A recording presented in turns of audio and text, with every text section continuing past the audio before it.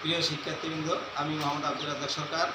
আমি বরাবরই নবম দশম শ্রেণীর অনেক কঠিন প্রশ্ন কীভাবে সহজ পদ্ধতিতে সমাধান করা যায় আমি সেই চেষ্টায় অব্যাহত রাখছি।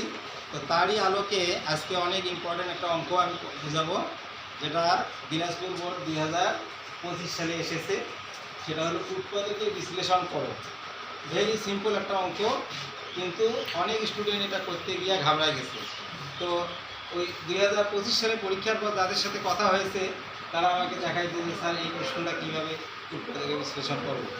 তো আমি অঙ্কটা দেখলাম, হাতে নিলাম, খুব সহজ একটা অঙ্ক, কিন্তু অনেকেই এটা করতে পারেনি।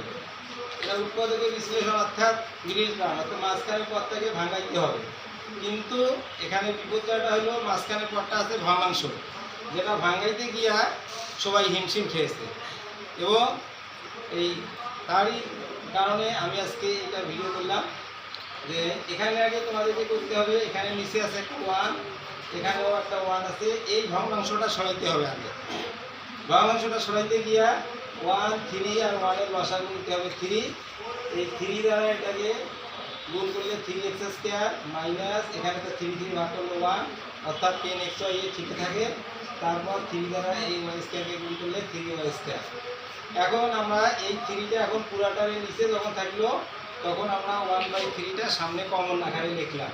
তারপর 3x² minus 10xy plus 3y²। এখন এটা একদম সিম্পল প্রক্রিয়া চলে আসলো।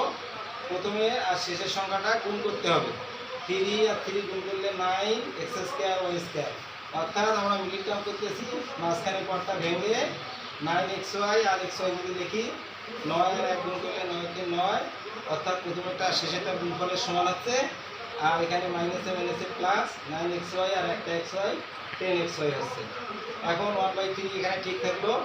এই দুইটা থেকে আমাদের কমন যায় 3x কমন নিলে এখানে আরেকটা x থাকে, মাইনাস এখানে থাকে 3y, অর্থাৎ প্রথমেরটা এটা গুণ করলে যাতে 9xy হয়। তারপর এইটা থেকে আমরা মাইনাস y কমন নিলাম, y কমন নিলে এখানে থাকে x, মাইনাস এই প্লাসটা যখন মাইনাস হয়ে যায় এখানে থাকে 3y।